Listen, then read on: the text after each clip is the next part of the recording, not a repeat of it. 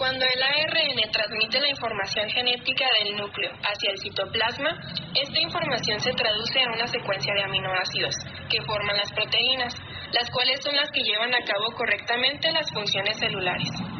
Los mecanismos de síntesis o traducción proteica y las modificaciones que se llevan a cabo después de la traducción de las proteínas en los organismos eucariotas son algo distinto a lo de los procariotas. Las proteínas son un conjunto ordenado y secuencial de aminoácidos que forman una cadena polipeptídica, la cual tiene más de 10 aminoácidos. Las proteínas están constituidas a partir del mismo conjunto de 20 aminoácidos. Las células pueden producir proteínas con propiedades y actividades diferentes uniendo los 20 mismos aminoácidos, logrando una multitud de combinaciones y secuencias distintas. Así, de esta manera, se producen polipéptidos tan diversos como, por ejemplo, enzimas, hormonas, anticuerpos, proteínas estructurales del citoesqueleto, entre muchas otras. Todos los aminoácidos tienen una estructura característica. Contienen un grupo carboxilo y un grupo amino, unidos al mismo átomo de carbono, el cual se denomina alfa, y establece enlaces con un hidrógeno y una cadena lateral o grupo R, que es lo que lo diferencia de cada uno de los aminoácidos, confiriéndole sus propiedades físico-químicas. Para formar una proteína, los aminoácidos se unen entre sí por un enlace peptídico. Este tipo de enlaces permite la libre rotación de los átomos que unen, lo cual les brinda a las cadenas polipeptídicas una gran flexibilidad. Maquinaria para la síntesis proteica. El ARN mensajero, los ribosomas y el ARN de transferencia son los principales elementos para construir una cadena de aminoácidos en las proteínas. Los ribosomas se unen al ARN mensajero y leen su información genética. Después incorporan ARN de transferencia cargados de un aminoácido con el fin de construir una proteína. Las polirribosomas son una cantidad de ribosas juntas y estas pueden verse a través del microscopio electrónico. Para la traducción, los ribosomas recorren el ARN mensajero de 5' a 3'. Por cada 3 nucleótidos, también llamados codones, que recorre el ribosoma, se van a incorporar un aminoácido al polipéptido. Cuando la síntesis termina, se separa el ARN de transferencia y la proteína queda libre. ARN mensajero. El ARN mensajero tiene la información genética de la cadena de aminoácidos para llegar a formar una proteína. Consiste en una cadena donde su extremo 5' hay una guanina escondida y en el otro extremo 3' está la cadena poli-A. No siempre se utiliza el ARN mensajero para crear proteína. También su actividad queda delimitada por el triplete de nucleótidos de los codones de iniciación y de parada. Ribosoma. Los ribosomas son unidades estructurales en el que el proceso de traducción se hace. Son ribonucleoproteínas que se hacen por varios ARN ribosomal. En las células eucariotas, los ribosomas tienen una velocidad de 80S y están formados por 2 subunidades, una menor y una mayor. La menor posee una velocidad de sedimentación de 40S y solo tiene un ARN ribosomal de 18S y unas 30 proteínas. La mayor tiene una velocidad de 60S y tiene 3 ARN y alrededor de 45 proteínas. En las células procariotas, estos tienen una velocidad de 70S, donde la subunidad mayor tiene una velocidad de 50S. Tiene una molécula de ARNR de 23S y otra de 5S y 30 proteínas. Y la subunidad menor tiene una ARNR de 16S y 21 proteínas. Las subunidades salen del núcleo separadas y al llegar al ARN mensajero se unen y así empiezan el proceso de traducción de la proteína. Los ribosomas se encuentran libres en el citoplasma o pegados al lado citoplasmático de la membrana del retículo endoplasmático rugoso, ya que ahí muchas proteínas son hechas, y esto determinará el lugar de donde se ubicaron estas proteínas en la célula. Existen también ribosomas mitocondriales, ya que la mitocondria puede realizar su propia síntesis de proteína, pero aquí los ribosomas tienen una velocidad de sedimentación de 55 a 60 S, con una subunidad mayor de 35 S y una menor de 25 S. Estos son muy parecidos a los ribosomas de las células procariotas por su forma y su sensibilidad a los antibióticos y fármacos inhibidores de traducción. ARN de transferencia. Son pequeños ARN formados de una hebra de ADN plegado sobre sí misma. Tienen forma de hoja de trébol. El ARN de transferencia surten los aminoácidos para construir proteínas. Tienen de 73 a 93 nucleótidos y 4 brazos. El primer brazo se une al aminoácido 3' y siempre termina con la secuencia CCA.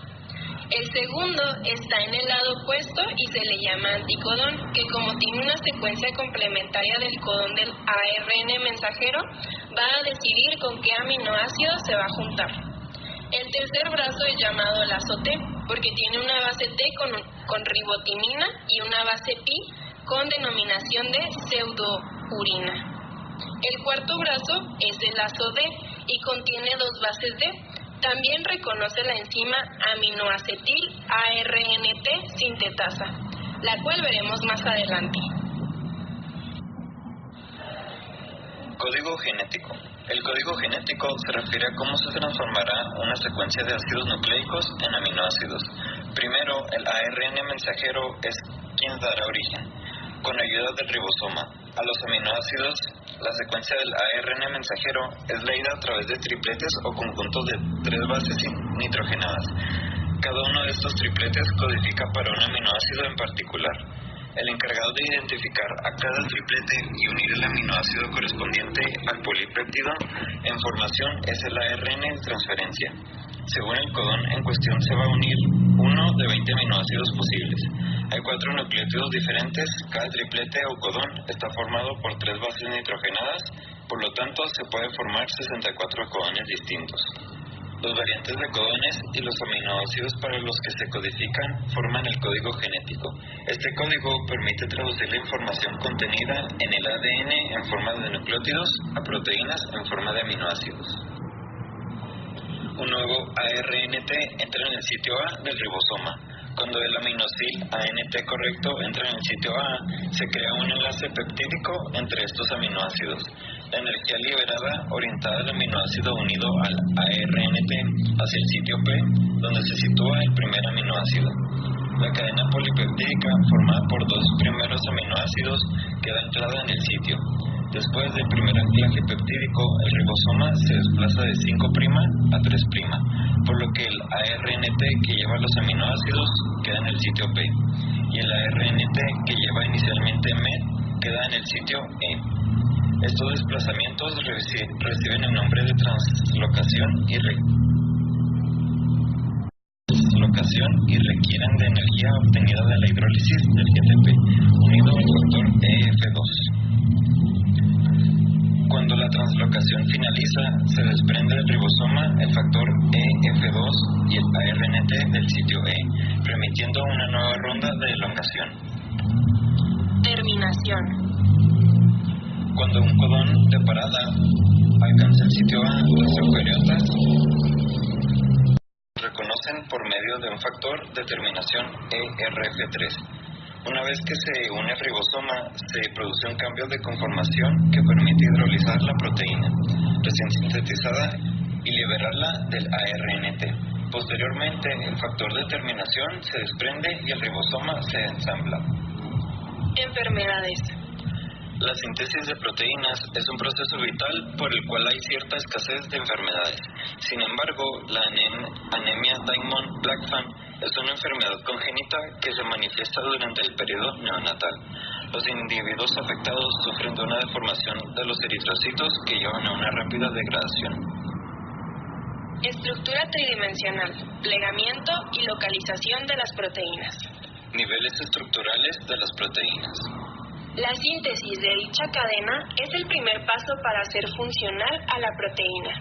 Estas tienen que juntarse unas con otras formando estructuras tridimensionales que son nombrados por las secuencias de aminoácidos y por la interacción con otras cadenas. Algunas necesitan modificaciones post-traduccionales para tener una funcionalidad completa. Sus estructuras son 4. La primaria es una secuencia de aminoácidos simplemente escrita a manera de S. La segunda son interacciones entre aminoácidos de distintas posiciones en relación a la hélice a que ésta gira sobre sí, dando dicha forma. Y la lámina B, que son cadenas agrupadas en un mismo plano y paralelas entre sí, que forman una estructura. En la estructura terciaria, la posición tridimensional es resultado de las interacciones entre las estructuras secundarias.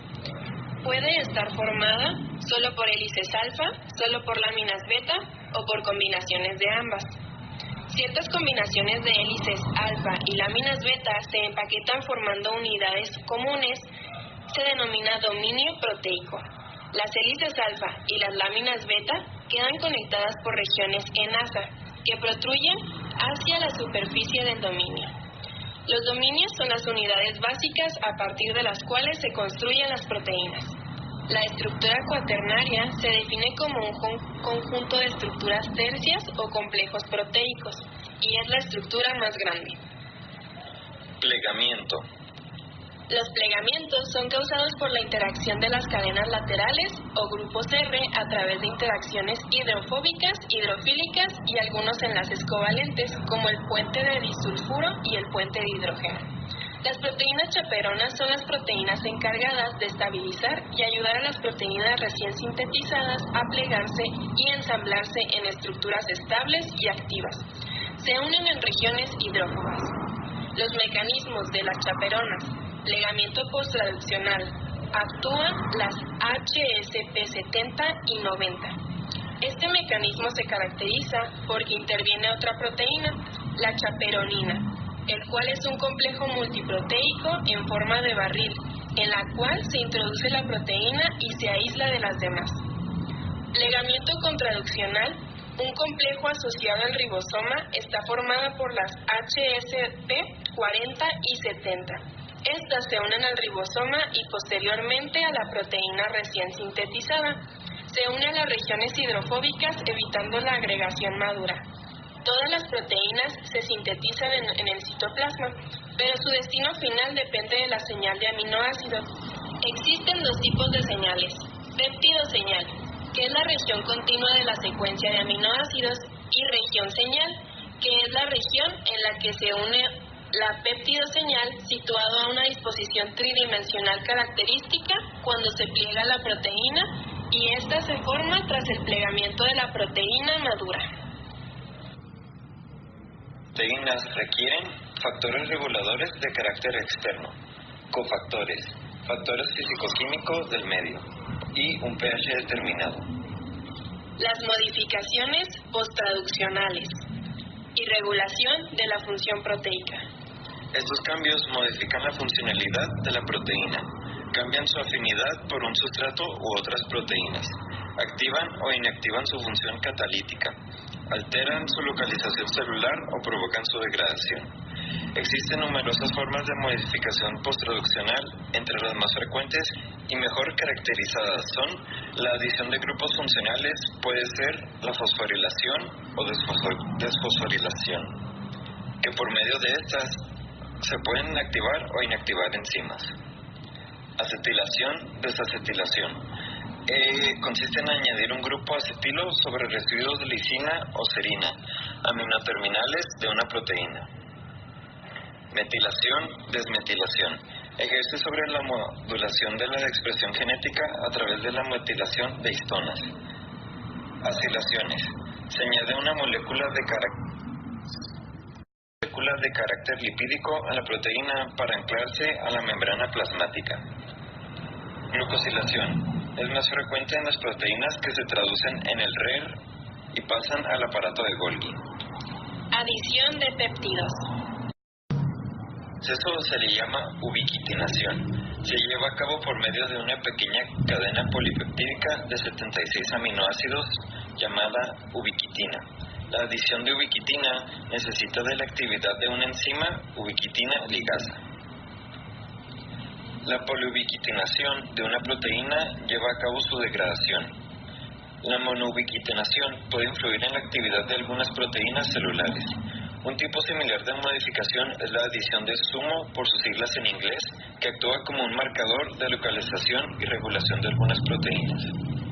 Cambio en la naturaleza química de los aminoácidos. La hidroxilación es la modificación donde se añade un grupo hidroxilo al anillo de una prolina. Esta reacción está catalizada por una prolihidroxilasa y es de carácter reversible. Esta modificación está presente en las moléculas del colágeno. Proteólisis. Por esta modificación, una proteína se escinde de uno o más fragmentos. Esta escisión suele producirse separando dominios completos de la proteína, que poseen una identidad funcional.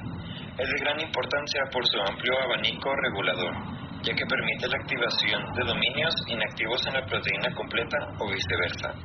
La interacción de estos con complejos moleculares en localizaciones lejanas a la original y la liberación de péptidos señalizadores.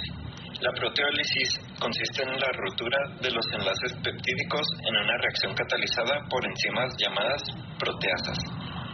Algunas proteínas que deben ser proteolizadas por ser funcionales son la insulina, las enzimas digestivas, proteínas que participan en la coagulación sanguínea, proteínas de la familia de la capasas, proteína precursora del amiloide, Alzheimer. Las alteraciones celulares que conllevan anomalías en la modificación posttraduccional dan lugar a diferentes patologías como el Alzheimer, ya que es una patología degenerativa. Las causas de la enfermedad apuntan a la hipótesis sobre defectos en las modificaciones posttraduccionales de dos proteínas, la proteína precursora del amiloide y la proteína asociada a microtúbulos. Degradación de proteínas. Las proteínas tienen una tasa de recambio cuya velocidad depende de su naturaleza y función, por lo que además de sintetizarse, también deben destruirse. Esto quiere decir que tienen como un tiempo de vida desde días hasta semanas. Además, si se encuentran mal plegadas o dañadas, son reconocidas como defectuosas. Existen dos mecanismos principales de degradación. Degradación no selectiva. Se lleva por las hidrolasas presentes en los lisosomas. Los lisosomas reciclan los constituyentes celulares. Al funcionarse con vacuolas autofágicas, rodeadas de membranas proporcionadas por el retículo que contienen pequeñas áreas de citoplasma u orgánulos. Degradación selectiva. Requiere que las proteínas sean marcadas por un medio de modificación posttraduccional, la poliubiquitinación. Las proteínas que no se pliegan correctamente o tienen errores se reconocen por chaperonas celulares, activando el mecanismo de poliubiquitinación. La ubiquitina se une a la proteína mediante tres enzimas: la enzima activadora de ubiquitina, E1, la enzima conjugadora de ubiquitina, E2, y la enzima con actividad ligasa, E3. Primero, la ubiquitina se activa cuando se une a E1 en un proceso que requiere la hidrólisis del ATP. Luego se conjuga con E2 y el complejo E2-ubiquitina se une a la proteína diana. Después, la enzima E3 transfiere el grupo ubiquitina a la proteína diana. Tras la primera ubiquitinación, la enzima E2 queda libre y otra enzima E2 unida a la ubiquitina la sustituye, produciendo de nuevo la transferencia de ubiquitina a esta proteína diana mediante E3. Este proceso se repite varias veces hasta que la proteína diana está poliubiquitinada. Por este último, la proteína ubiquitinada se desprende de E3 y es reconocida por el complejo multiproteico de degradación denominado proteosoma, que tritura las proteínas en un proceso en que requiere energía en forma de ATP.